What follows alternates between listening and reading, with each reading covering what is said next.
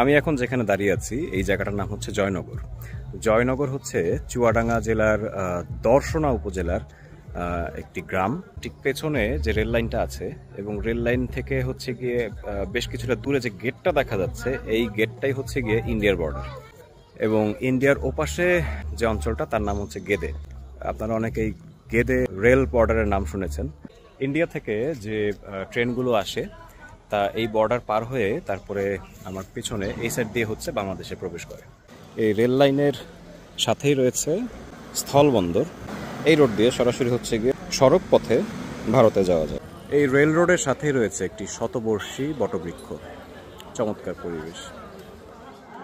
আমার পেছনে এই মুহূর্তে রয়েছে দর্শনা আন্তর্জাতিক সম্মেলন কেন্দ্র, অর্থাৎ যদি বর্ডার এরিয়াতে সম্মেলন হয়ে থাকে দুই দেশের প্রতিনিধিদের মধ্যে, তখন হচ্ছে গিয়ে এখানেই মূলত মিটিংগুলো হয়ে থাকে। আর এটা হচ্ছে বাংলাদেশ কাস্টমস চেকপোস্ট।